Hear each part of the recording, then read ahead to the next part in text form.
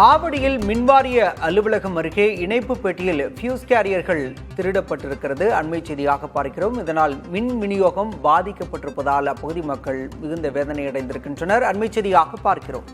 3 மணி நேரத்திற்கு மேலாக மின் விநியோகம் பாதிக்கப்பட்டுள்ளதாக அப்பகுதி குடியிருப்பு வாசிகள் புகார் தெரிவித்திருக்கின்றனர். சென்னையிலிருந்து ஃபியூஸ் கேரியர்கள் கொண்டு வரப்பட்ட பிறகு மின் விநியோகம் வழங்கப்படும் என மின்வாரிய அதிகாரிகள் கூறுவதாக தகவல் வெளியாகியிருக்கிறது. விவரங்களோடு செய்தியாளர் நவீன் இணைந்திருக்கிறார். நவீன், இந்த சம்பவம் நடந்தது எப்போது? அந்த ஃபியூஸ் கேரியரை திருடினது யார் அப்படிங்கிற விவரம் வெளியே வந்திருக்கா? என்ன விவரம்?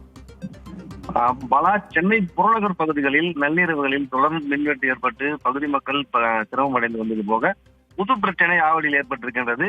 குறிப்பாக ஆவடி மின்வாரிய அலுவலகம் பின்புறம் இருக்கக்கூடிய இந்த மின்சார பெட்டியில் இருக்கக்கூடிய 14 ஃபியூஸ் கேரியர்கள் திருடப்பட்டிருக்கின்றது. இதனால் இந்த பகுதியில் இருக்கக்கூடிய 500க்கும் மேற்பட்ட வீடுகளில் தற்போது மின் விநியோகம் பாதிக்கப்பட்டிருக்கின்றது. இது புதைவடை கேபிளுக்கு சம்பந்தப்பட்ட ஃபியூஸ் கேரியர் என்பதால் இது சென்னையில் மட்டும் கிடைக்கும். தற்போது அதை பெற ஊழியர்கள் சென்றிருப்பதாகவும் அது வந்த பிறகுதான் மின் விநியோகம் சீராக்கப்படும் என மின்வாரிய அதிகாரிகள் தெரிவித்திருக்கின்றனர்.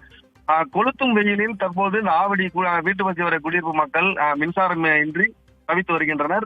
இந்த விவகாரத்தில் துரிதமாக செயல்பட்டு உரிய நடவடிக்கை எடுக்க வேண்டும் என அவர்கள் கோரிக்கை விடுத்திருக்கின்றனர். ஏற்கனவே காமராஜர் நகரில் 2 வாரத்திற்கு முன்பு ஃபியூஸ் கேரியர்கள் திருடப்பட்டிருக்கின்றது. அதன் காரணமாக அந்த மின்சார பெட்டிக்கு பூட்டு போட்டிருக்கின்றனர். தற்போது 2 வாரம் கழித்து ஆவடி வீட்டு வசதி வாரியம் குறிப்பாக அலுவலகம் பின்புறம் இருக்கக்கூடிய பெட்டியிலேயே இந்த திருட்டு நடைபெற்றிருக்கின்றது.